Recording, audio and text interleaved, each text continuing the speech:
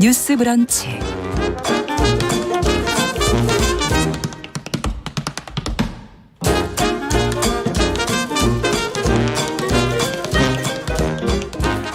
네, 정신의 뉴스 브런치 듣고 계신 지금 시각 11시 41분 향해 가고 있습니다.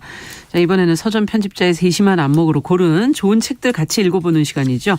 동네 책방. 오늘은 헬로인디북스 이보람 대표 자리해 주셨습니다. 어서 오십시오. 네, 안녕하세요. 네, 오늘은 뭘 읽어볼까요?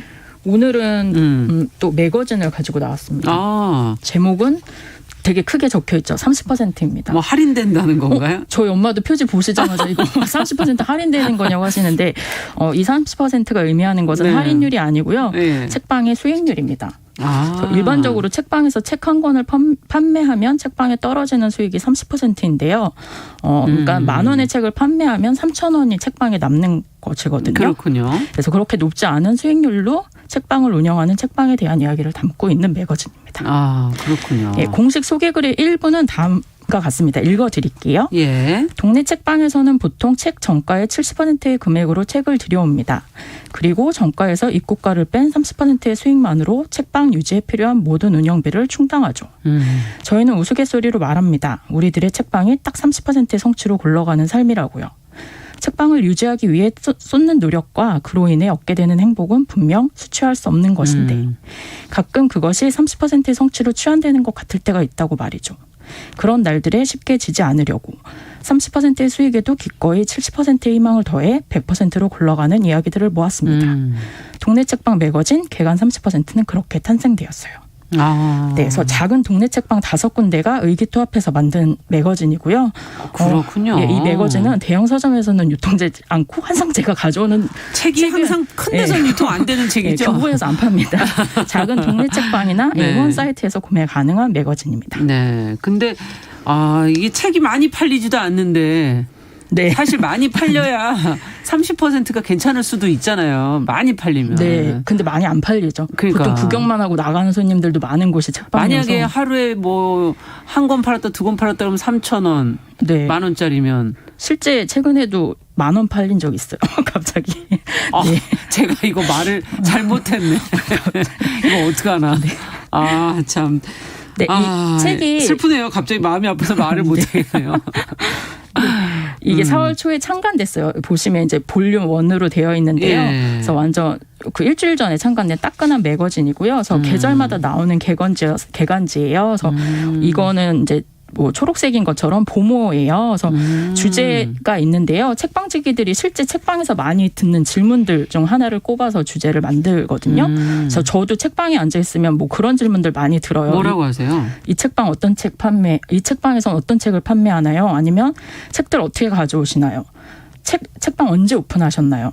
사진 찍어도 돼요? 그건 엄청 많고 그다음에 쉬는 날 언제냐 물어보고 심지어 여기 있는 책들 파는 거냐고도 물어보세요. 그 책방으로 안 보시는 분들도 좀 계시기도 파는 하고 거냐고 물어보시는 분들이 너무 작고 그래서 네. 그래서 책 계산 외에도 많은 질문들을 받는데 이런 질문 중에서 파생될 이야기가 많은 그런 질문을 주제로 골랐고요. 첫 번째 보모에는 좀 그 보모에 맞게 어떻게 시작하게 되었어요? 라는 주제가 선정이 되었어요. 이런 질문들도 하시는구나. 네네. 실제로 책방을 하고 싶은 분들도 계시고. 그러니까 제가 보니까 이런 질문들은 다 본인이 하고 싶어서 하는 질문들인데. 그래서 책방의 시작 얘기도 있고 시작이라는 주제로 확장된 다양한 콘텐츠를 담고 있습니다. 그럼 앞서 5개의 책방이 만든다. 네. 네, 보통 잡지라는 거는 이게 잡지가 계속되려면 네. 이 돈이 안 된다고 잡지사분들도 맨날 그 얘기를 하시잖아요. 네. 안 그래도 그 말씀 드리려고 했어요. 네. 그런데 아니 지금 안 그래도 힘든 분들이 모여서 또 잡지까지 하신다니까 이게 조금 마음이 제가 더 안 돼서. 예. 전문 잡지 제작팀은 아니지만 실제 책방에서 일하는 책방지기들이라서 더 책방의 현장을 생생하게 누구보다 잘 담아낼 수 있다는 장점이 있고요. 그리고 5책방들이 개성도 뚜렷하고 운영하는 방식도 다르고 취급하는 도서도 좀 다양해서 어린이 책, 독립출판물, 특정 주제의 책까지 두루두루 다룰 수 있다는 장점이 있는 매거진입니다. 그리고 5책방이 나름 업무 분장이 되어 있어요. 업무 분장이? 예, 디자인 스튜디오를 대표를 겸하고 있는 아인 서점에서는 사진 촬영, 매거진 디자인, 행정적인 부분을 맡고 있고 에세이스트 두 분이 운영하는 작업 책방 쌤이라는 책방에서는 편집장과 일정 관리를 맡고 있습니다. 어린이 청소년 문학 서점 책방 사춘기와 책가수를 함께 판매하고 있는 북스피리언스에서는 매거진 교정 교류를 하고 있고요. 그리고 마지막은 제가 여기 껴있어요. 깍두기처럼. 아니 저희 책방 사춘기도 저희 맞아요. 동네 네. 책방 네네. 출연해 주시고 계시잖아요. 네, 여기서 또 만나게 됐네요. 그래서 저도 깍두기처럼 여기서 끼어 있는데 뭘 하세요? 저는 이제 할 수 있는 능력이 없더라고요. 교정교육도 잘 못 보고 디자인도 못하고 해서 대담이 코너 중에 하나가 있는데 녹취를 푸는 일을 아주 중대한 일을 맡고 있습니다. 그래서 포장 배송 같은 건 같이 모여서 하고 있고요. 5 책방이. 그래서 그런 이제 업무 분장 외에도 각 책방지기들이 원래 글을 쓰거나 디자인을 하거나 출판사 경력이 있거나 해서 책 만드는 일에 초짜들은 아니에요. 그래서 이런 공통 업무 그렇죠. 외에도 각장 할당 원고를 채우는 일을 하는데요. 책방들이 맡은 코너들이 다 있어요. 그래서 주제에 맞게 내용을 푸는데 첫 회의 경우에 포토에세이에는 책방 출근길을 찍은 사진들이 실렸고요. 그다음 책과 영화를 매치하는 에세이 코너에는 영화 내가 사랑했던 모든 남자들에게와 책 오늘의 섬을 시작합니다를 소개하였습니다. 다음 타인과 나눈 대화에서 시작되는 에세이 코너에서는 신년 운세 본 이야기, 책방 탐방기 코너에서는 책방을 개업할 때 영향을 주었던 프루스트 서재라는 책방 탐방기를 실었고요. 그다음에 여성 시인의 시를 이야기하는 코너에서는 김경미 시인의 쓰다만 편지인들 못 쓰랴라는 시집에 수록된 시와 책방 시작에 대한 이야기를 같이 엮어서 넣었고요. 그리고 시작은 창대했으나 우야무야 사라진 책방 서비스를 소개하는 코너도 있습니다. 그거 제가 썼어요. 너무 창피한 실패담들을 적고 있고요.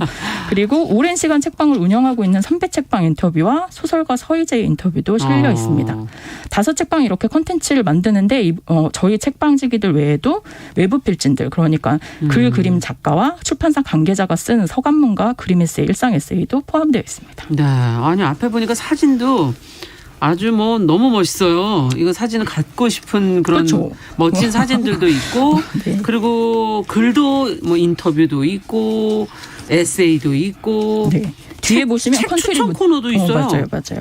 컨트리뷰터? 이건 뭐죠? 후기처럼 5 책방이 만들고 나서 어떤 느낌이었는지도 적고 있고요. 아 그렇군요. 이게 네. 모여서 얘기하신 거군요. 네네. 대담 코너도 있고 뭐 운세만 들어가면 딱일 것 같은데 운세까지는 실지 못했습니다. 만화도 있는데. 네네. 그림 그리는 작가분이 써준 에세이, 그림 에세이고 이렇게 패션지처럼 볼륨이 두꺼운 매거진은 아닌데요. 그래도 없는 것 빼고는 다 갖춰져 있는 매거진이고요.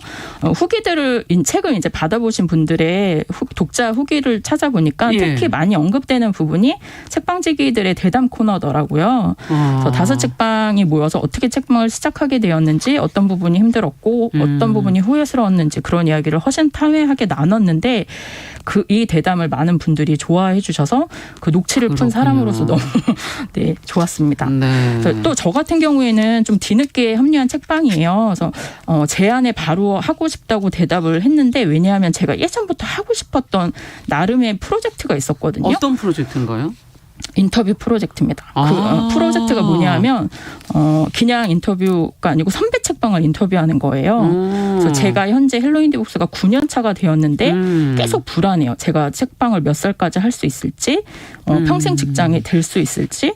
많은 책방들이 현재도 생겨나고 폐업하고 맞아요. 어려워하는 과정을 지켜보면서 저도 그런 과정 속에 있고 그래서 궁금하더라고요. 뭐 더 오랫동안 운영하신 분들 계시잖아요. 그래서 그렇죠. 이 사장님들 어떻게 이렇게 오랜 세월을 견디셨고 어떻게 운영을 하실 수 있으셨는지 그래서 그런 게 궁금해서 언젠가는 제가 9년 차니까 20년 이상한 책방을 운영하고 있는 선배 책방 인터뷰 좀 만들어야겠다. 막연히 생각만 하고 있었는데 생각했던 걸 여기서 하시는 거군요. 네, 마침 이 제안을 받아서 실제 행동으로 실천하지 못하고 있다가 이 창간호 덕분에 선배 책방 인터뷰를 시작할 수 있었습니다. 창간호에는 신촌에 있는 한 책방, 숨어있는 책방에 다녀왔어요. 이곳은 1999년에 오픈을 했거든요. 그럼 지금 몇 년 된 거죠? 23년 차 됐고요. 창건호 주제가 시작이라서 어떻게 시작하셨는지 여쭤보니까 예. 책을 워낙 좋아하셔서 원래 출판사 편집 일을 한 7년 하셨대요. 아. 근데 본인과 맞지 않아서 근데 책은 여전히 좋으니까 그럼 뭘 할 수 있을까? 출판사가 아니면 책방을 하면 좋겠다 해서 시작을 하신 거군요. 퇴사 후 책방을 시작하게 되셨고 23년 차인데 지금까지도 책방 일이 너무 재밌다고 느끼시더라고요. 힘드신 순간은 없으셨나? 예, 많으셨죠. 모르겠어요. 많으셨군요. 네. 그 읽어보시면. 네, 자세히 읽어보겠습니다. 네. 그리고 또 6월에 이제 여름호가 나올 거잖아요. 그래서 두 번째 제가 선배 책방 인터뷰로 화요일 날 다녀왔는데요. 안양의 대동문고라고 사장님을 만나 뵙고 왔어요. 예. 그래서 이 책방은 몇 년 차 책방일 것 같으세요? 이거 되게 오래된 데인데. 좀 대동문고를 아시는 분들이 많더라고요. 예. 안양인들이 아니어도. 예, 이름을 많이 들어봤던데요. 무려 61년 차 책방입니다. 1961년에 시작을 하셨어요. 그래서 한 책 70권을 모아서 시작한 책방인데 현재는 이제 안양의 랜드마크가 될 정도로 맞아요. 유명한 서점이 되었는데요. 2대에 걸쳐서 운영되는 긴 시간 동안 중간에 부도도 맞았고 아이고. 산전수전을 다 겪은 책방입니다. 네. 그리고 이제 인터뷰 끝나고 사장님이 현재 직원들 중에 가장 오래 일하신 분이라고 이제 여성 부장님을 소개시켜 주셨어요. 그래서 예. 한 10년 일하셨나요? 여쭤보니까 무슨 10년이냐고 30년. 직원분이 30년. 아니 이제 거의 직원이라기보다는 창립 멤버 같은 분이시네 거의. 그렇게 근속한 부장님도 계셨고 그래서 뭐 1, 2, 3년은 쳐주지 않는 그런 대선배 책방을 다녀왔고요. 자세한 내용은 제가 열심히 풀어서 여름호에 실도록 하겠습니다. 네. 그러니까 저는 좀 우물한 개구리처럼 연남동 구석에 좀 앉아 있는 책방 붙박인데 오래된 서점들을 하나둘 알아가는 재미도 있고요. 다녀보시니까. 네. 그래서 제주도 풀무질 서점이나 목동에 있는 햇빛 서점, 신림에 만화책 파는 코믹존 이런 곳을 다 너무 가고 싶어요. 계속 갈 곳이 너무 많아요. 친구들한테도 제보를 받거든요. 제보까지 받고 계시고. 그래서 네. 여기저기 취재해달라고. 그래서 제가 뭐 전문 인터뷰는 아니지만 다니면서 재미도 있고 이게 그래서 개간지인 게 아쉬워요. 매달 가고 싶어서. 지금 개간지면은 이번에 내고 여름에 내고 가을에 내고 이렇게 되는 거잖아요. 네네. 그죠? 근데 이미 벌써 하고 싶은 데만 이미 한 몇 년치가 다. 네, 그래서 따로 개인 프로젝트를 해야 되나 할 정도로. 그리고 제가 몇 해 전 서울도서관에서 주최한 행사를 참여한 적이 있는데 네. 전국의 많은 서점 운영자분들이 참여한 자리였어요. 네. 근데 제가 앞에 나가서 제 책방 소개를 해야 되는데 단상에 올라가서 많은 사람들 앞에서 소개를 해야 되니까 너무 떨리는 거예요. 근데 마침 그 같은 테이블에 계시던 다른 책방 사장님이셨는데 아빠뻘 정도 되는 나이가 또 어느 책방인지 기억이 안 나요. 네. 그래서 사장님이 저한테 이제 기운내라고 화이팅을 외쳐주셨는데 그때 그 순간이 되게 전 든든했거든요. 저는 동네 책방 친구들이 다 저보다 어려요. 제가 왕고예요, 나름.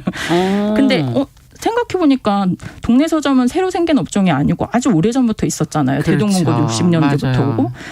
그래서 얼마나 이 업계 어르신들이 많겠어요. 그래서 선배 책방을 인터뷰 다니는 게 단순히 다양한 책방의 모습을 훑어보는 재미로 끝나는 게 아니고 후배 책방으로서는 든든함까지 생기는 기분이라서 이 프로젝트를 계속 이어갈 예정입니다. 그렇군요. 기대해 보겠습니다. 근데 이제 외부 필진도 섭외해야 되고 인터뷰도 다녀야 되고 아유 이것도 제작하시려면 제작비도 들 것 같고 왜 내가 남의 이걸 걱정을 하고 있는 건지 모르겠는데 다섯 책방이 그러면 돈 비용 같은 거 같이 내서 어떻게 하시고 계세요? 저희 돈 없어요. 그러니까 이게 궁금해서 여쭤보잖아요, 제가. 예전에 인쇄소 운영하는 분한테 들은 얘기인데요. 미운 친구가 있다. 저 친구 망하게 하고 싶다 그러면 잡지 만들려고 구축이라고 하더라고요. 그런 저도 들어본 적 있어요. 네. 그러니까 이게 정기적으로 만들어야 되는데 잡지는 그만큼 잘 판매되는 책도 아니고 그래서 나온 말인데요.